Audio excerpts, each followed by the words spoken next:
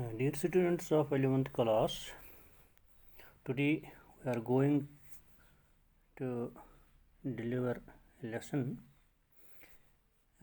Executive in a Parliamentary System, Chapter 4, in which we are discussing first Parliament. We will define Parliament first.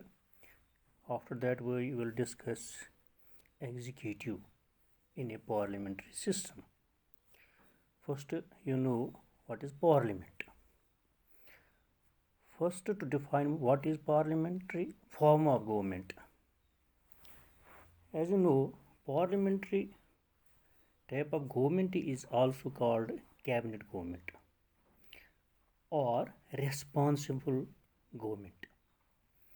In this form of government, there is a nominal head of the state and all executive powers are exercised by a cabinet of ministers. These ministers are usually members of the legislature of their action and policy. They attend the meetings of the legislature and answer the questions put to them by the members of the legislature.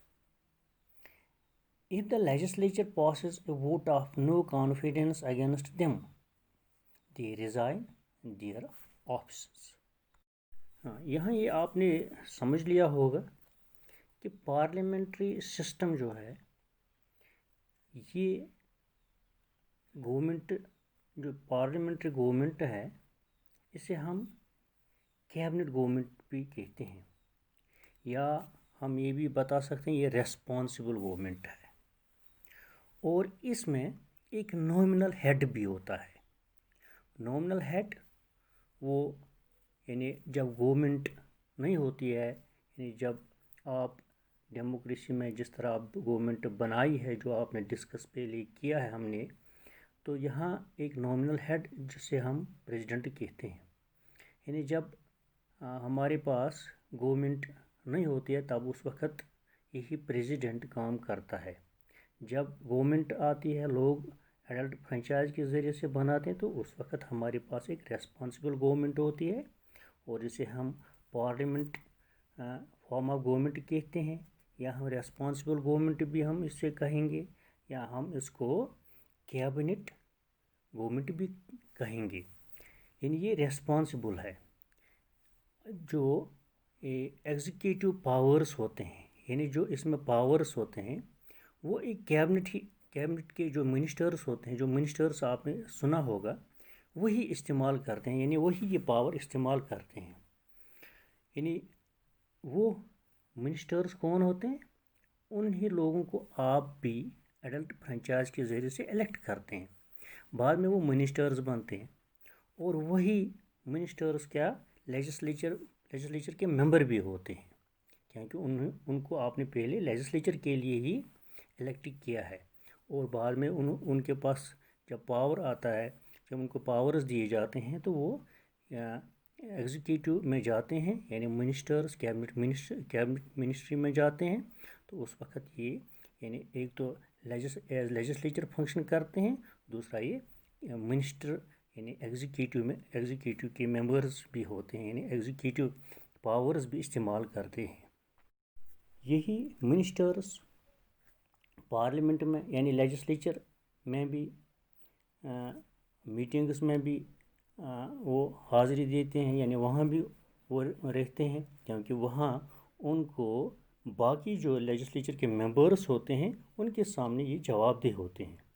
यानी उनको जवाब देना पड़ता है कि हमने executive में यानी एज ए कैबिनेट मिनिस्टर यानी एज ए मिनिस्ट्री यानी उन्होंने क्या काम किए, उन्होंने वो पॉलिसीज़ जो है वो उन्होंने इम्प्लीमेंट किए हैं यानी क्या क्या खामियां बाकी रहे या क्या क्या काम उन्होंने किए। अगर वो नाकाम होते हैं तो उनके खिलाफ वोट ऑफ नो कॉन्फिडेंस हो जाता है तो फिर उनको वहाँ रिज़ाइन करना पड़ता है।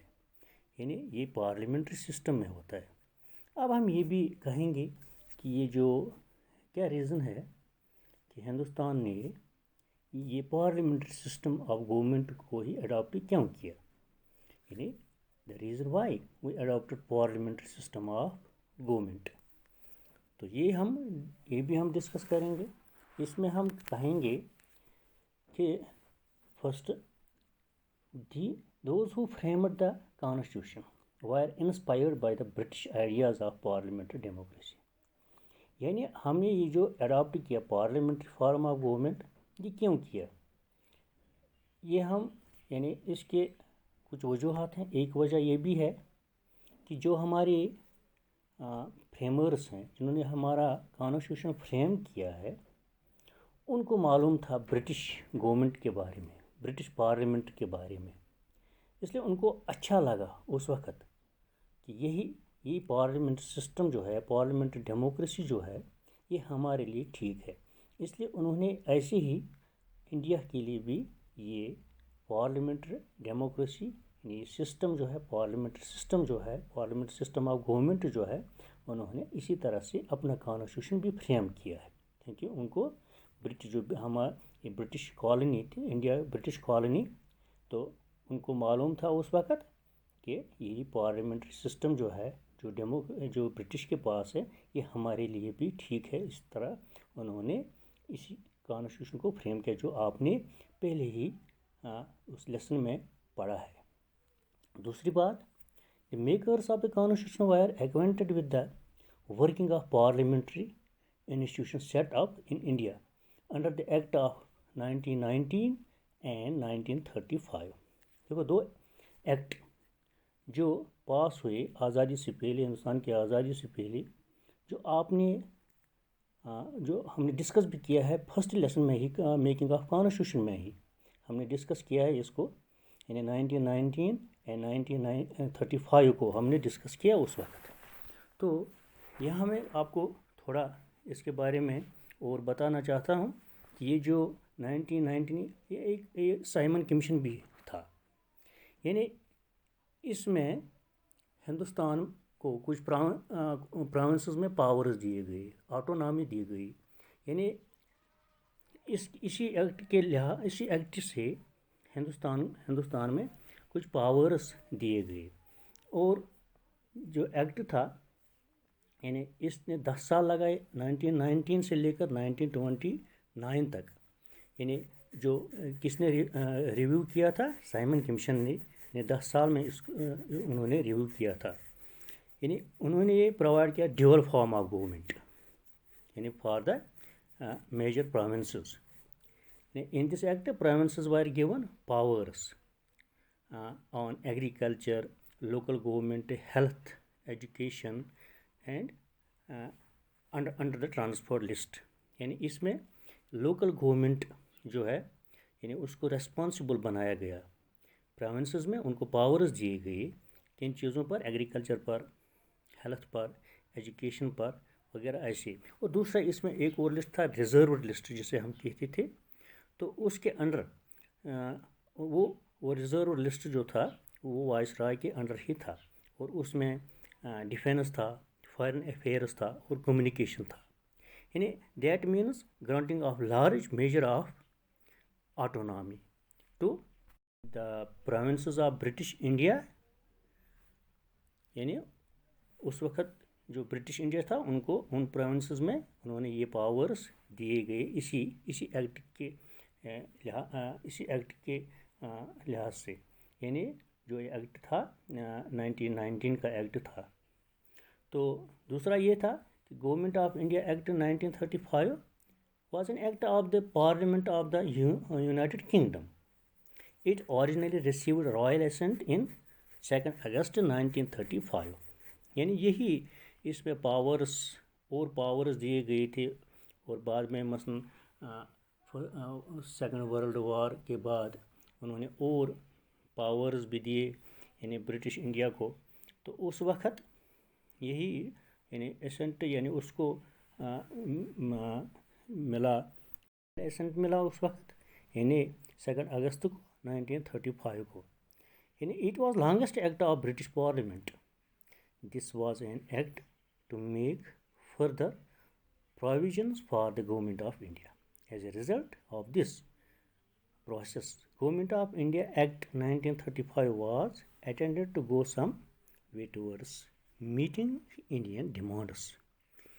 यानी अब इंडियन डिमांड्स जो थे वो कुछ हद तक उनको मिल गए, यानी हम कहेंगे पावर्स, यानी इस एक्ट के लिहाज से हिंदुस्तान को बहुत सारे पावर्स मिल गए। तो इसलिए जो हम कहते हैं कि यानी जो पार्लियामेंट्री फॉर्म ऑफ गवर्नमेंट जो हमने अडॉप्ट किया है, यानी इस पर हमने कहा कि एक तो 1919 एक्ट था हमारे पास, एक दूसरा था 1935 एक्ट। तो यही यानी इन्हीं एक्ट्स के लिहाज से हमने एक रेस्पॉन्सिबल गवर्नमेंट हमने यहाँ बनाया, यानी जिसे हम कहते हैं पार्लियामेंट्री सिस्टम। इससे हम एक्वेंटेड थे। तो तीसरा ये है कि parliamentary system is both responsible and responsive. The council of ministers is collectively responsible to the Lok Sabha. This house comprises of people representatives, so there are no chances of the government to work in arbitrary manners. यानी एक चीज़ इसमें parliament में तीसरा क्या है कि ये responsible और रेस्पॉन्सिव भी है। इसमें जो काउंसिल ऑफ मिनिस्टर्स होते हैं वो कलेक्टिवली यानी सब लोग रेस्पॉन्सिबल होते हैं लोकसभा, यानी उस लोकसभा को जिसमें यानी पीपल्स रिप्रेजेंटेटिव होते हैं, यानी जो हमारे मुंतखब किए गए लोग होते हैं, यानी हम वहाँ भेजते हैं, यानी उनके सामने ये ज़िम्मेदार होते हैं, रेस्पॉन्सिबल होते हैं। यानी अब there are no chances of government to work in arbitrary means, यानी इस तरह से ये जो काउंसिल ऑफ मिनिस्टर्स हैं या हम कहेंगे एग्जीक्यूटिव जो है, ये हमेशा के लिए खुद गर्जी से काम नहीं करते, बल्कि जो उनको बताया जाता है उन्हीं तरीक़ों से ये काम करते हैं। यानी इसमें कोई भी किसी भी किस्म की ये पावर जो है ये मिसयूज़ नहीं होते हैं। फोर्थ जो है इसमें यानी there are several methods from which the government exercises control over the ministers. Question hour is an important mechanism through which government exercises control over the ministers. It is used to expose the failures of the government so it does not misuse its power. ये आपको मालूम है, सुना होगा कि यानी इसमें जो कंट्रोल है मिनिस्टर्स का, ये लोकसभा में या हम कहेंगे लेजिस्लेचर में किस तरह है कि वहाँ एक क्वेश्चन आवर होता है, यानी सवाल किए जाते हैं।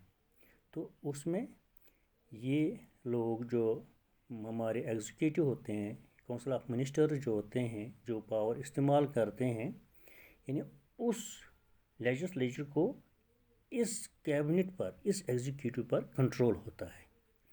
यानी उन्हें वहाँ क्वेश्चन आवर में क्वेश्चन किए जाते हैं, तो अगर वो फेल हुए हैं मसलन काम करने में, तो उन्हें वहाँ, मैंने पहले बताया, उन्हें वहाँ फिर रिज़ाइन करना पड़ता है कलेक्टिवली, यानी एक ही मेंबर को नहीं, सबों को रिज़ाइन करना पड़ता है, क्योंकि ये गवर्नमेंट का फेलियर होता है।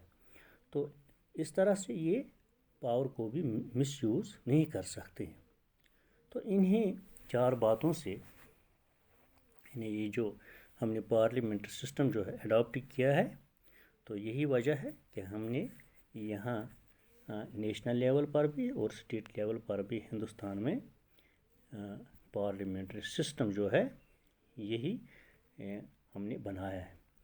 तो इस तरह से हम कहेंगे कि एक पार्लियामेंट्री सिस्टम जो हमने यहाँ अडॉप्ट किया, ये एक रेस्पॉन्सिबल और रेस्पॉन्सिव और इसमें पावर मिसयूज़ नहीं होता है। इस तरह से हमने इसी पार्लियामेंट्री सिस्टम को यहाँ नाफिज किया है, यानी हमने ही इसको बनाया है। तो हम यानी उन हमारे जो कॉन्स्टिट्यूशन फ्रेमर्स हैं उनको यही अच्छा लगा कि हम यही इसी टाइप की पार्लियामेंट जो है जो ब्रिटिश के पास है, यही हम भी यहाँ अपनी कॉन्स्टिट्यूशन जो है اس میں تیار کریں گے اور انہی طریقوں پر ہم اپنی گورنمنٹ کو بھی بنائیں گے. تو اس طرح سے آپ کو انڈرسٹینڈ ہوا ہوگا پارلیمنٹری سسٹم کیا ہے. تو اس کے بعد ہم ایگزیکٹو پر جاتے ہیں.